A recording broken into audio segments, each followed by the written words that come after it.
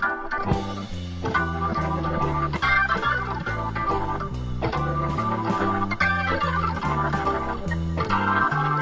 you for joining us tonight. Welcome to Speak Up, the television arm of Freemasonry throughout New Zealand. I am Barry Rushton, your host, and we have an agricultural theme for you tonight. My first guest is Anthony Berman. He is the Chief Financial Officer for the highly successful Field Days at Mystery Creek. And following him is Warwick Roberts. He is the immediate past president of the New Zealand National Field Day Society, which owns and runs that successful yearly event, which has just celebrated its 50-year anniversary. How time flies. And rounding out the show tonight, of course, is our regular contributor, Graham Houston, on the life and times of another famous Freemason. And my first guest this evening is Anthony Berman. Anthony, lovely to see you, mate. You too, Barry. Nice to meet you. Field Days, eh? 50th anniversary. Now, I read somewhere 96% of the people who went to the Field Days said it was either great to excellent. 92% of the people who exhibited there said they'll definitely be back. I mean, you can't be more successful than that, surely. No, you can't. It's a very successful event. It has been for many, many years. One of the things you haven't noted there is that we also contribute $500 million to the New Zealand economy every year. We have done. And for the life of the event, it's been estimated to be about $17 billion, which is quite outstanding. The yearly turnover from the show obviously is huge, isn't it? And the money that's spent by the people who actually come into town. Yes, so some businesses, they have their entire business order books filled in the one event for the 4 days. Started from an idea, well not an idea, a vision of one man called John Kneebone, I think, wasn't it? Correct, that's correct, Barry. John Kneebone was a Nuffield Kellogg scholar, and he went over to the UK where he saw a similar kind of exposition or expo show over there, and he decided to come back and he wrote a letter to the editor of the Waikato Times, and from there the local business members decided to come together and actually put on the first show at the Te Rapa Racecourse. I think, from what I've read anyway, his main intent or purpose was actually to try and unite the town with the country people. Is that correct? Correct, he was. So there was two objectives of the society when it was first brought about, was connecting town and country, and that's effectively trying to bring the farmers to town, show them what is on offer, what new innovations are there, give them a bit of education on what's changed in terms of the scientific side of things. And then also bringing sort of internationals across from overseas, and all of this is being done to try and advance agriculture throughout New Zealand and throughout the world. Tell me then, how did the Mystery Creek area develop? How did they choose that site, or how did that develop? It was actually quite visionary what they did. When they found the site, they looked at it, and it was a derelict dairy farm, and it wasn't running very well. And what they identified back then, they had the first two events at Te Rapa. They had no weather events, no rain, nothing during this during the first two that they held. But they realised that when they were looking for a venue, they needed to find something that was really quick draining. So they found this site, this property that it's called Mystery Creek as we know it now, and it was sandy looms. So when we get heavy rains, the actual site drains very, very quickly, and that was quite visionary for what they were thinking, and they could see how big it was potentially going to grow. So they purchased the site. The long story is that they went into the bank. This is a group of guys. A group of guys. So we're not sure whether there was 7 or 13 because the records weren't kept for a reason I'll let you know in a minute. But they went into the bank and said, we'd like to purchase this property on 100% loan. Here's our collateral, and they put a roll of copper wire. The story goes that the copper wire was what they used for the communications at the Te Rapa Racecourse. So they'd rolled it up, took it to the bank, said, this is what we've got as collateral. We'd like to buy this farm. And the bank agreed. So that was ANZ Bank, or the National Bank at the time. It's ANZ now, and they've still been with us 50 years later. And so the 7 or 13 members at the time, they signed a personal guarantee each to the bank to say, look, yes, we'll support this loan, but none of them have ever told their wives to this day. Which is fantastic. So they've formed a society, right, and put it under the society called the New Zealand National Field Day Society. Correct. So they own the site and own the actual event itself, correct? Yes, they do. So they own both the Field Days. They own an event called Equidays as well. Right. And every 4 years we host an event called the Expo, which is a big, heavy vehicle and trucking expo. And then we own what's known as the Mystery Creek Event Centre. Now I know the society is a not-for-profit society, right? And you being the chief financial officer, So, and I know that the turnover's good, and I know there's generally a profit along the way at the end. Where does that money go? Every year we take the surplus that we generate and we put it back into the event and back into the society and the platform that you have. So we've got 17 kilometres worth of roads to maintain and look after and upgrade. And we've got obviously a 65 hectare event platform and then 115 hectares in total of land to maintain and look after. So it does take a lot of effort and a lot of money to maintain that. So most of the money that we generate goes straight back into it. But we also do give money to different community organisations. And I guess, as you said, every 4 years you do an expo. Now that must take a bit of cash too, I'm sure, right?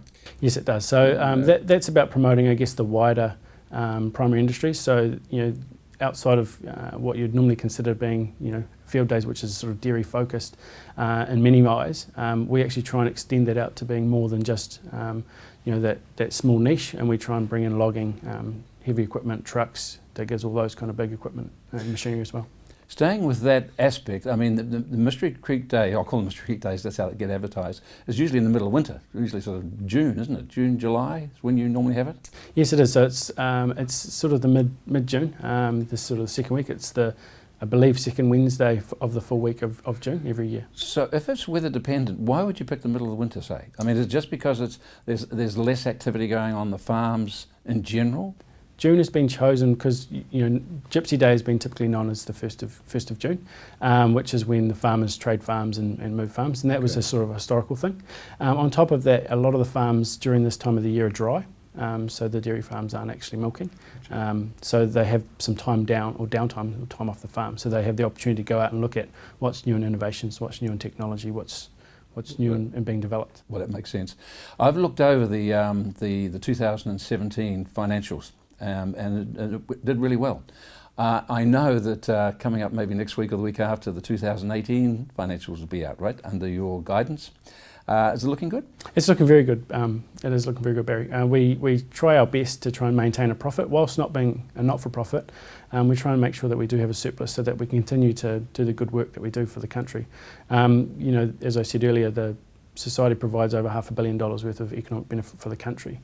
You've been in this role now, I think, for about three and a half years, something like that.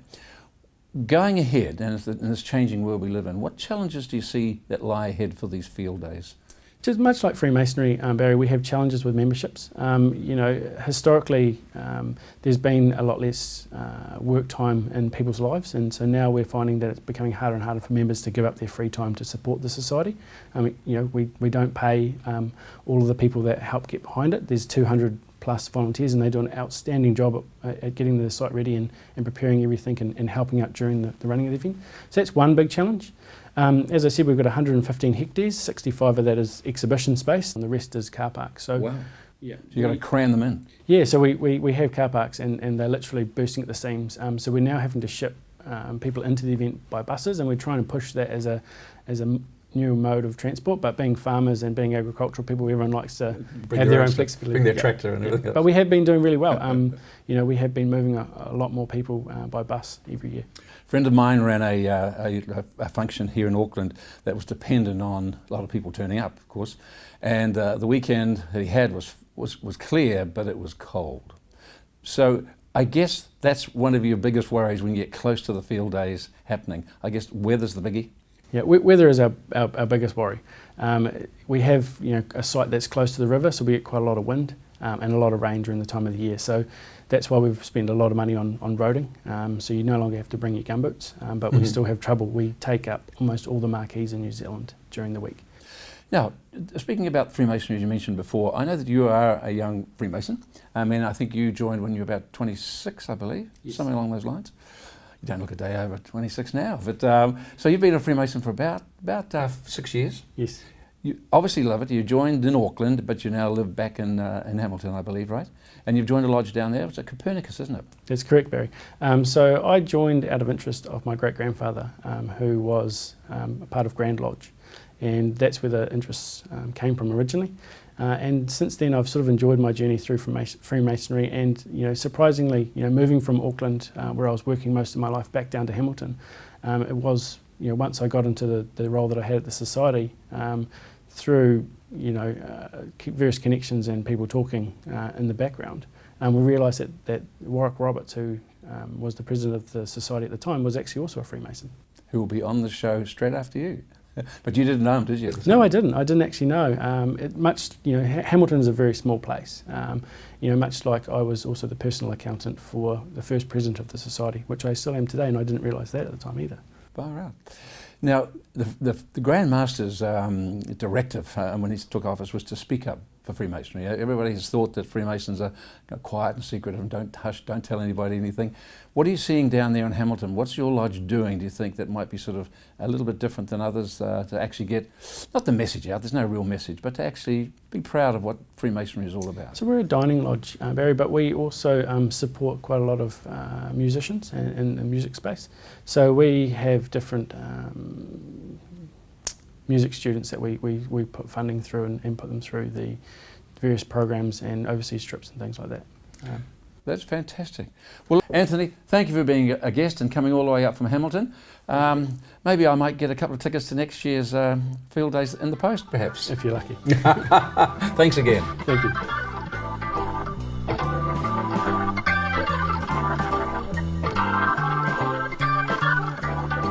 My second guest this evening is Warwick Roberts. Warwick, it is great to see you, my friend. Lovely to have you. Mate, I'm so glad you got some grey hair like me, because I just don't want all of our viewers to think that Freemasons are all young. There's a few oldies around like you and I. Absolutely. It's great to have you here, mate. Thank you for coming, and also to continuing our agricultural theme. We've talked in our previous guest, as you know, with Anthony, about the field days, the National Field Days in Hamilton. You had a long association with them, right from the beginning, right to the top of the pinnacle, correct? Tell us about your involvement with the field days. I started with field days as a young farmer. We were called on for the very first event, which was at Te Rapa Racecourse. That's 50 years ago. That's 50 years ago. Wow. And I can remember distinctly they had a plane crash. It was probably the most outstanding feature of the thing. Didn't that run into a loader? Yes, it clipped a loader, and that was it. But, no fatalities, and it was probably just most excitement. But we were doing fencing in those days, so it was our job to put up and help the fences. And I went back in 1999 and started as a volunteer. Again, and sort of worked through my way through. I finished up as chairman of events, and then and then I finished up as vice president and president. And so you're now the immediate past president, aren't you? That's correct. Which is fantastic. So you started when the field days were about 30 years old, because they started in '69, the first one. So you came back in '99, right? So you must be just so proud of how fantastically successful it is. Oh, it's been a real, yes, it's unbelievable, because you'd think, something that long would probably have faded by now, but in fact it's going from strength to strength, which is quite fantastic. 15,000 visitors, I believe, in about '69, and 140,000 plus from 40 different countries today. I mean, that's sensational. It is. It's not the largest agricultural event in the world. The largest is probably in Germany, where they get about 350,000 or more. But it is only one of its kind in the southern hemisphere of those sort of numbers. Warwick, you talked a bit about when you first were involved as a young farmer. I know nothing about farming apart from what I observe. When you think back to the days of 1980s, 1990s, a young man, he could save hard and he could buy 80 cows. He could then go and find a farmer who had the land and perhaps who would actually build a shed. So the young share milker, he would actually have the cows, do the work, and the farmer would have the land and have the buildings, and they'd go 50-50 as a share milker. Those days are changing, aren't they? Definitely. In those days, probably a big herd was 400 cows. Generally, even that share milker then would still save and accrue enough that in 10 years he might get his own little farm. Well, we all live in Auckland, and these people who are trying to save for a house, the house goes up $1,000 in value. They can't say that each week, and that's sort of what's been happening, isn't it? Yes, it is. The land's kept rising. Yep. A lot of farmers only farm for their capital gain. Yep. And whether you like it or not, it is capital gain. Unfortunately, of course, these young farmers are going to have to find far more capital than they ever thought they would have. Exactly. And it has changed. It's changed. Originally, you started as maybe a contract milker. Yep. You might actually milk the herd for the farmer instead of him having to go out every morning and milk himself. And then you'd save enough to buy the herd, and then you go 50-50. Then you might sell some of your cows if you got a big enough job, and you'd buy a piece of land, or you'd buy a sheet of a piece of land, and away you go. So getting back to the field day, the one you just had in the middle of this year, the 50th anniversary, it must have been quite a wonderful celebratory time, was it? What were some of the things that happened on that day, or on that weekend, I should say? I think probably it was the pride that a lot of, and field days is all about really exhibitors and those who come to watch it. Mm-hmm. And it was the pride of those exhibitors, some of them having been there the 50 years. That's what I heard. And it was great to see, and we had an event prior to that for those early exhibitors, and you couldn't believe the excitement for them that night. It was really something. I mean, that's a commitment, isn't it? I mean, if an exhibitor is to say, we're part of it, we're going to be there, and they have been there every time, what a wonderful thing. You must have done something special for them. I think it was, and it's special to have them as exhibitors, because without them, of course, it isn't a show. If you look at field days, it's really just a big window of agriculture. Quite so. Tell us a little about the time capsule. Now, I know there was something happened about that, right? Yes, we had a note to say that the time capsule was put down in 1985, I think it was, when the new pavilion was erected, and they came back and said it'll be opened in 2018 on our 50th anniversary. So, funnily enough, prior to that, they'd tested to see whether they could get the capsule out. So they took us all down there, opened this lovely big brass panel, and there's this capsule down below. Well, they couldn't get the brass panel off. Is that true? That was quite amusing, because they'd put it back the wrong way. When they erected it, you have a hole, and of course it was a certain shape, or it might have been just fractionally out of round, and they'd put it back. So they did a pre-test and it worked, and then they put it back together and it didn't work. It didn't work. But anyway, eventually they got them out, and they took it up, and we had a luncheon, and we opened things, and it was wonderful. It was some of these things that came out of the capsule, like the papers that were written then, and even one of the exhibitors, and he was one of our first presidents, had made some predictions, particularly about his industry, which was the agricultural aviation industry. And I think out of the 15 predictions that he made, there was only one that hadn't actually occurred, and that was tar sealing an airstrip on a farm. But, it was pretty accurate. It was actually amazing to think that he had predicted all these things that long ago. Which is fantastic. Yeah. Now, you've been in Freemasonry now for, and I will mention it to the people, you joined when you were 22, yes, I believe, and you have at least collected your 50-year badge, I know that, and a few more. You look great though. You don't look a day over 71. That sounds good. Thank you. But your life in Freemasonry has been great, right? I mean, you've been Master of the Lodge a number of times. You've done lots of jobs. You've been a District Grand Master, which is quite a fun time. I'm sure that there are new members in your lodge have come in, and I know they would look to people like yourself to be a mentor. What's some advice that you give to younger Freemasons when they first join? Because they naturally gravitate to someone like yourself. I think participate. Be prepared to meet people. Don't stand back and say, I'm Bill Brown, how are you, what's your name? Because it's when you meet new people, Freemasonry is what it's all about. It's about people. And without people, it's, you talk about a lodge, but a lodge is actually people, not a building. And I think, if you talk to young people about, okay, what do you get out of Freemasonry? Well, we all get different things, but if you don't participate, you'll never get anything out of Freemasonry. So, think back to your times when you first started. Was your grandfather involved? Was there any history? It was actually my great uncles who said to me, "Oh, I think if you have the opportunity, you should join." And I'm a fourth generation in my own lodge, but it was who I met. I knew all of these people in lodge, but I'd met them around the town. There was the blacksmith. He was a lovely Scottish guy called Archie McSporran Macmillan. What a great name. He was a lovely guy, but I couldn't understand what he said. The words, yeah, that's pretty close.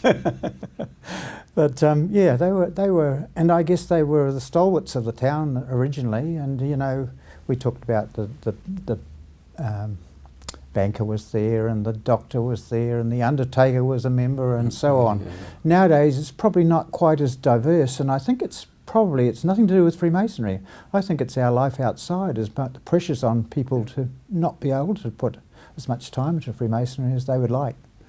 You know, talking about what you're saying about speaking out, I had a gentleman call me last weekend and said, "There's only one gripe I've got about the show, Barry." I said, "What's that?" Thinking, "Oh no," he says, "You're not wearing a little badge." So I'm wearing a little badge in honour. I know he'll watch this. I can't think of his name. It's from Tauranga, but there it is.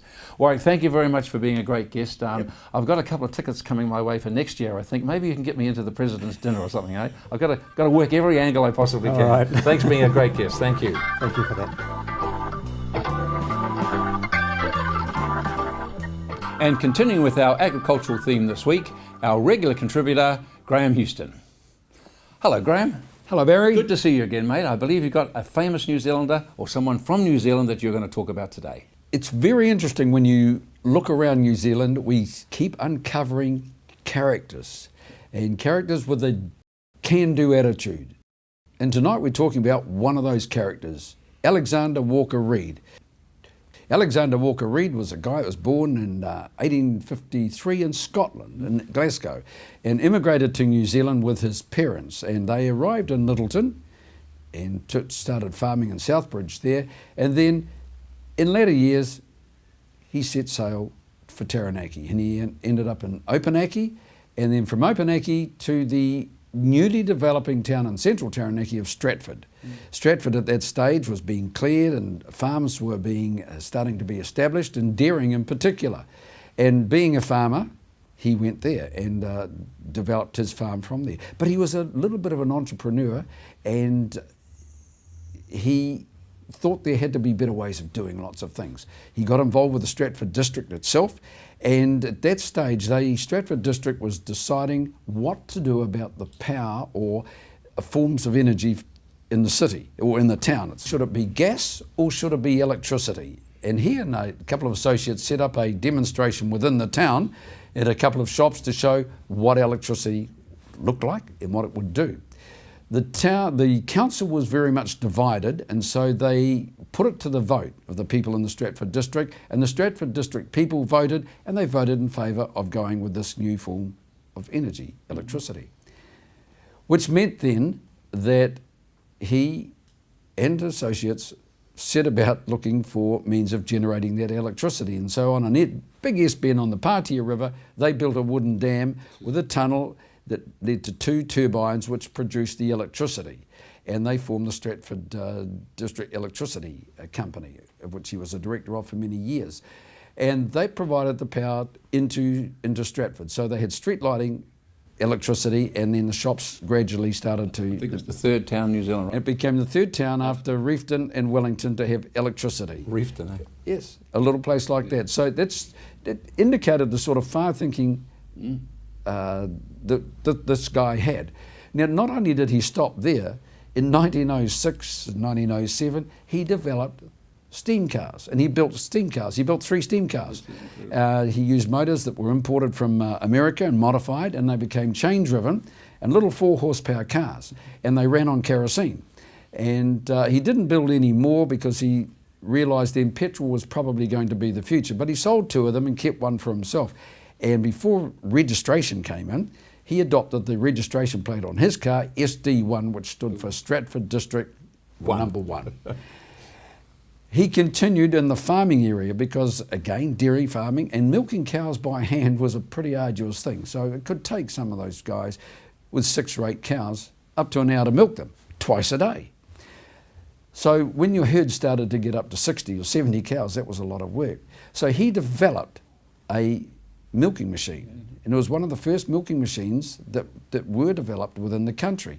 And he got a patent on those, and he used a particular type of pulsator and suction cups, and he took this milk machine all around the agricultural shows throughout New Zealand and sold a lot of these machines, and even sold them into Australia as well. And they were the forerunner of perhaps the milking machines up to date we have today. Yeah. So he certainly saved a lot of time for farmers, and the farmers thought he was the invention was one of those inventions that had an immediate practical use, and so it was known as the AWR milking machine. He had to overcome the hygiene problem, didn't he? There was the hygiene problem. The original machines that were being built there was a difficulty in trying to clean those machines, and so which gave rise to the infection that could come out of or bacteria that could come out of the milking by improperly cleaned machines. And so his machine overcame a lot of that problem. He set about initially to make things simple. And so that's what he did. And so the milking machine was a lasting legacy. He also developed one of the first pop-top caravans, and yes, well before his time in that area. And he was an ardent photographer. And today, many of his photos have been archived in the Pukeariki Museum in New Plymouth. Oh. And there's a wide array of photos. And he took photos of all sorts of things. And there's early photos of Mount Egmont. And strangely enough, it hasn't altered much since those days. He was he the first master of the Stratford Lodge? He became a charter member of the Lodge of Stratford, number 75. That lodge chartered in March in 1892. He was a master mason at that stage, and having been initiated into the Robert Burns Lodge in Christchurch, and he'd done his 3 degrees there before becoming North. So he was a charter member of that lodge. He went on to become a Grand Steward in 1895 and a Grand Standard Bearer in 1906. So he was a very active Freemason. But he was just one of those characters that you never hear about. And it would be surprised that most of the viewers, if you look up Alexander Walker Reid, it'll be a new experience, because he's just one of those guys under the radar, but certainly one of those characters with a can-do attitude, an entrepreneurial streak, and certainly very much an inventor, and always looking to make things easier. A true New Zealander, right? Very much so. A good choice, Graham. Thank you again, my friend. Very nice. See you next week. Well, that's our show for this evening. Thank you for tuning in. If you'd like to know more about Freemasons, please just go to the Freemasons website, which is freemasonsnz.org, or call the telephone number at the bottom of the screen. Look forward to seeing you next week.